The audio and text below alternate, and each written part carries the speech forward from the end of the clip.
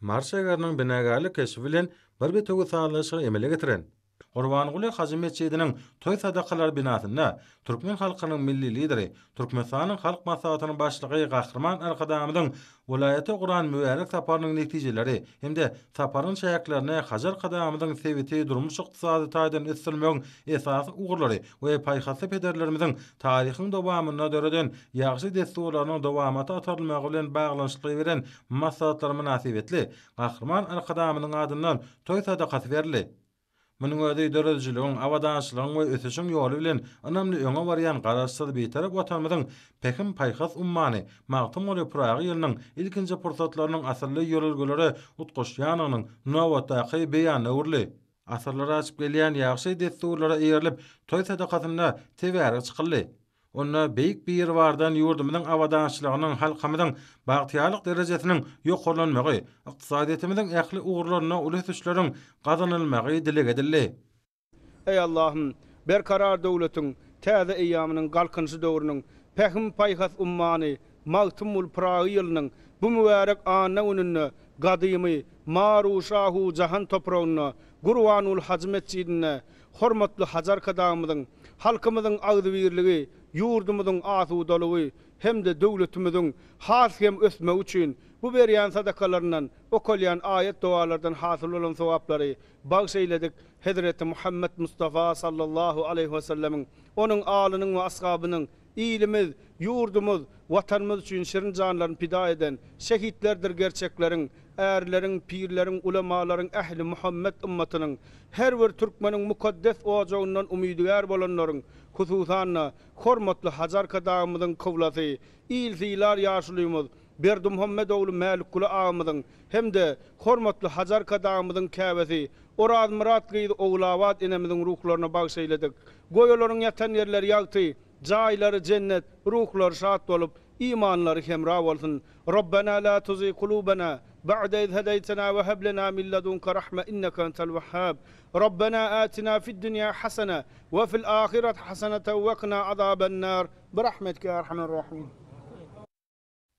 Munyň özi jemgyýetimiziň durmuşyny aýratyn ähmete eýe bolan taryhy çäreleriň milli däp desturlar bilen utgaşdyrylýanyny görkezdi.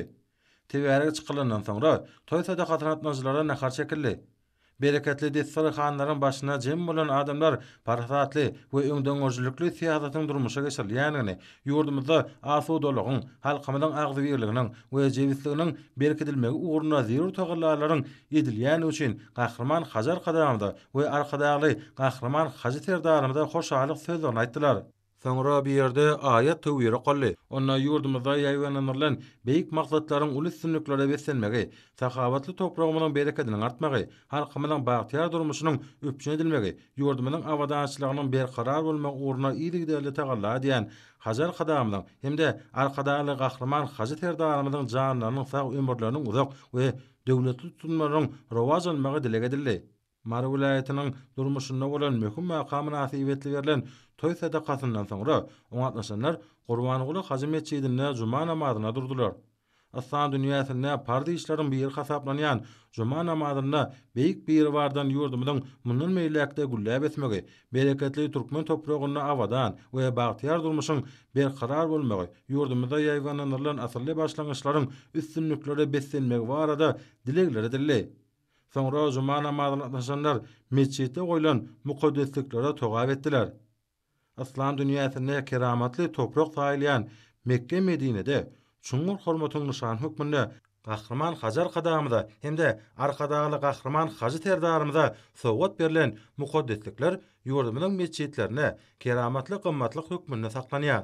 Mukaddes teperligi, Gur'anyň sözleri ýazylan mukaddesligi, ýüzlerini silen adamlar beýik bir wardan ýurdumyň awadançylygyny, paragat durmuşy, asudalygy, bagtyarlygy dile getdiler.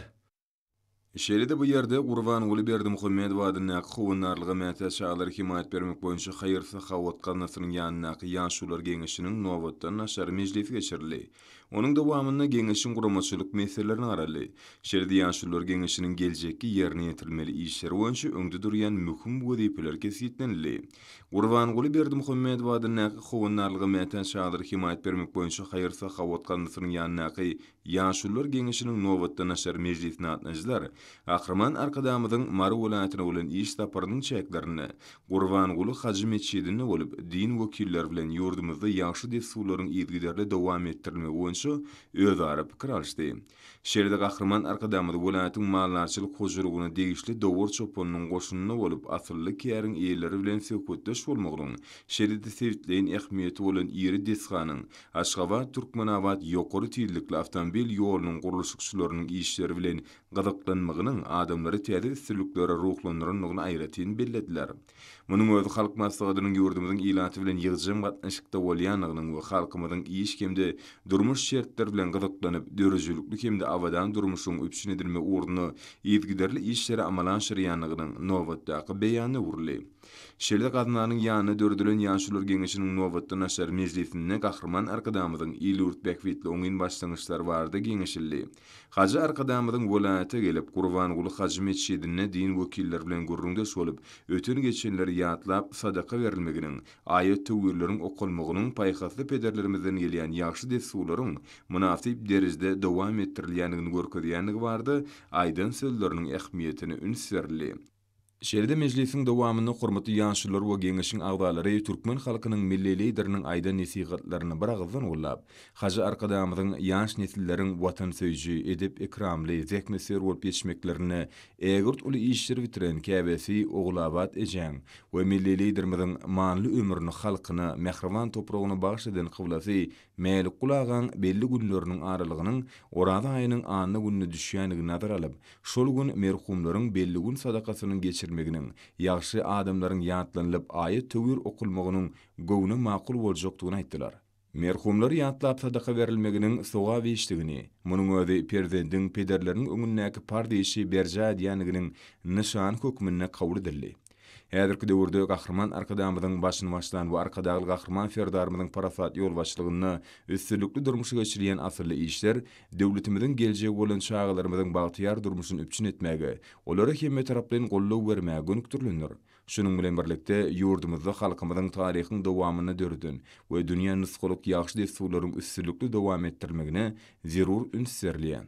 Mejlisiň ahyryny oňatnaşdylar ýurdumyzyň raýatlarynyň halal zekbetin köderini görüp ýaşamaklary uğruna döwlet derejesinde aladydylýan üçin Gahryman arkadamyda we arkadagy Gahryman ferdarmyda hoşallyk sözlerini aýtdylar.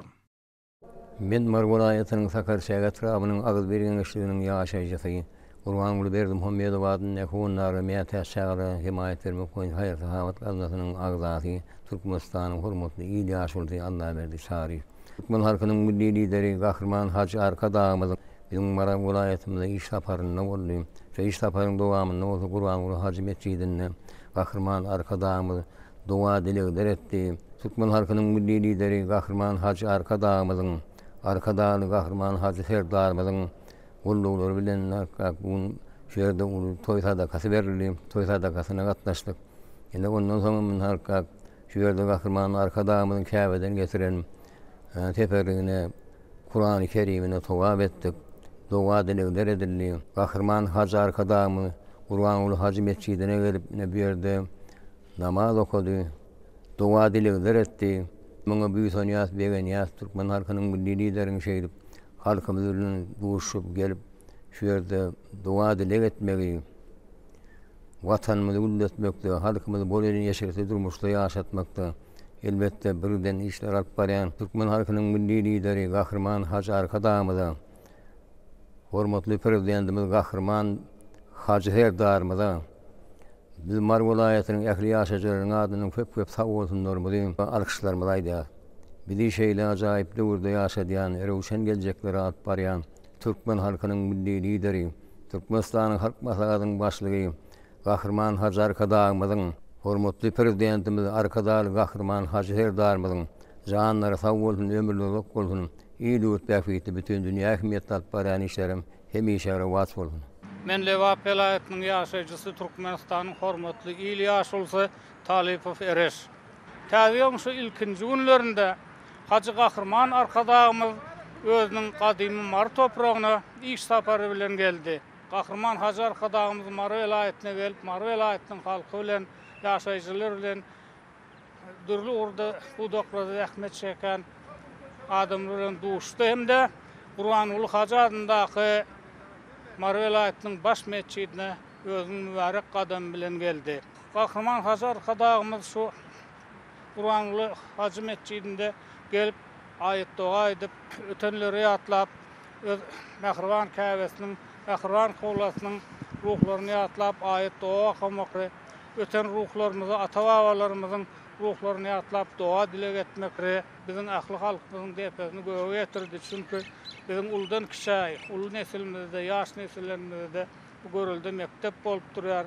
Ha bugün mukaddes anne gününde şu Cuma namazı okuulup, Cuma namazının ön yanında olsa, şu Kahraman Hacı arkadağımız o yurdumuzun parahatçılığı için, illerimizin avadançılığı için, Türkmen devletimizin, diyarımızın bundan bu yana da güllep ösmeği için özünün sadakasını verdi. Bu sadakalarda tevarik çıkılıp, o ötenlerimize atlanıp, Hacı arkadağımızın Kâbesi hem Kıblası atlanıp, öten ruhlarımıza ayet dualar okuldu hem de yurdumun parahatçılığı için, ilimizin avadançılığı için, Mehriban devletimizin, vatanımızın güllep ösmeği için dua dileğler edildi. Kahraman Hacı arkadağımızın şu Kâbesem, Kıblasam bellinin günlerini bellep geçmek, sadaka vermek vardı, yaşlılarımızla genişti. Öylettim onun yaşlıların hemmeten bir ağızdan koldadı. O sadakalarım Allah'ın bir ağında kavul olsun nesip ola. Sonra da hemmemiz Allah yetirse bir ağızdan katnaşıp dua dileğler ederiz. Kahraman arkadağımın canı sağ olsun, ömrü uzak olsun. Alıp barayan işleri, ilmidama rovaşlıkları beslensin. Peder yolunu münasip devam ettiren hormatly prezidentimiz arkadağlı Kahraman serdarımızın Hacı arkadağımızın canları sağ ömürlü uzak başları dik olsun. İl yurt behvit işleri, ilmidama rovaşlıkları beslensin. Bu berilen sadakalar edilin, dua dileğler Allah derağında kavul olup yurdumuzun ösüşleri bundan bir anda rovaşlıkları beslensin. Men Balkan vilayetinin yaşayıcısı, Türkmenistan'ın hormatly il yaşlısı Abdurrahman Bekjanov. Täze 2024-nji ýyl Häkim Paýhas ummany Magtumul Pragy diýip atlandyrılan ýylymyzyň ilkinji günlerinde Türkmen halkynyň milli lideri Kahraman arkadağymyz Marı vilayetine gelip Kur'an-ı Hacı mescidine gelip Kur'an-ı Kerim'den ayet dualar okudy. Bu bolsa bizi hasem begendirdi, gowundurdy.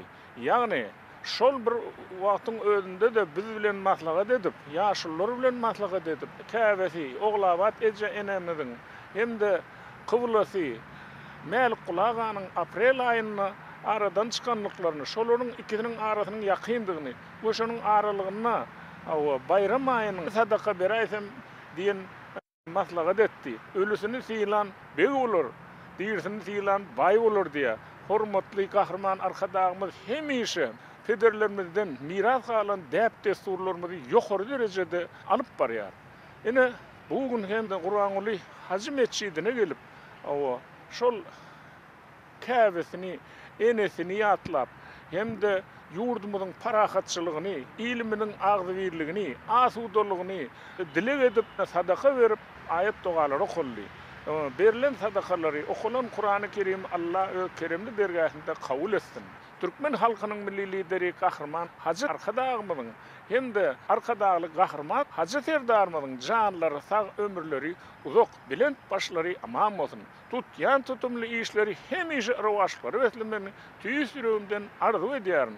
Men şaýerdi Aman Taparow Türkmenistanyň hormatly il ýaşulysy. Kur'an berdi Muhammed hadynaky howanlarla mätä saglyr himayet bermek goýunça haýy tahawat gazansyň ýanynda döredilen ýaşullar geňeşiniň agzasy. Kahraman arkadağymyz Marı vilayetyne iş saparyny amala aşyrdy. Kur'an Hacı mescidine ayet töwür edip bizim yurdumyzyň asudalygy, halkymyzyň awadançylygy, onuň bol elin durmuşda ýaşamaklygy barada dua dilegler etdi. Kahraman arkadağymyz ýaşullar bilen duşlukda özüniň Mehriban Kâbesini hem Mehriban Kıblasynyň sadakasyny berjekligi barada ýaşullara teklip etdi. Biz ýaşullar bolup Kahraman arkadaşımızın teklifini doluk golluyas. Özüm mukaddes Ramazan ayı tamamlanan soň, bayram ayı başlanandan soň özüm cuma günü sadaka berilmekli biz doluk golluyas hem makulluyas. Kahraman Hazar kadağımızın şeýle hem arkadaşly Hazar serdarymyzyň janlarynyň sag bolmagyny, ömürlerinin uzak bolmagyny, belent başlarynyň dik bolmagyny, olaryň ýyl wagtly ähli ýan tutumly işleriniň hemmesiniň rawaç bolmagyny tüýsürekden arzu edýäs. Men Taşoğuz vilayatynyň Kondurma şäheriniň ýaşaýjysy Türkmenistanyň hormatly ýyl ýaşaýjysy Urban Medif Toyly Kahraman arkadaşymyzyň Mar vilayetine safary boldy, safar soğulu geçti. Halkymyzyň agzy ýerli çüýünde Marynyň baş mescidine sadaka berdi, berýän sadakalar kabul bolsun. Kahraman arkadaşymyzyň kakasy ejesiniň hem şu cuma gününe ýatdan geçilmegi bu bolsa cuma gününe berilýän sadakalyň uly haýrynyň bardygyny görkezipdir. Kahraman arkadaşymyzyň arkadaşly Kahraman serdarymyzyň mundan beýanada alyp barjak döwletli tutumlary hemişe rowaslyklary beslensin. Kahraman Hacı arkadaşymyzyň arkadaşly Hacı Kahraman serdarymyzyň jallary sag, ömürleri uzak, ýyl ýurt bähbetli umumy adamzadyň bähbetini alyp barýan döwlet tutumly işleri hemişe rowaslyklary beslensin. Men Mar vilayatynyň Takarçaga etrafynyň ýaşaýjysy Diýbagul Muradova. Pehim paýgas ummany magtumuly Praga ýylyna hormatly Kahraman Hacı serdarymyzyň tapşyrygy bilen Mehriban hem Kahraman Hacı arkadaşymyz Mar vilayatyna iş sapary bilen geldi. Mehriban hem Kahraman Hacı arkadaşymyz Gurbanoğlu Hacı mescidine gelip Türkmen halkynyň boleliğini asuda paragat durmuşda ýaşamakly barada öz käbetini hem de kıblatyny ýatlap ayet töwürler okutdy. Okan ayet töwürleri Allahyň dergähine kabul bolsun. Türkmen halkyny ösüşleriň belentliklerini alyp barýan Mehriban hem Kahraman arkadaşymyzyň arkadaşly Hacı serdarymyzyň janlary sag, ömürleri uzak, belent başlary aman bolsun.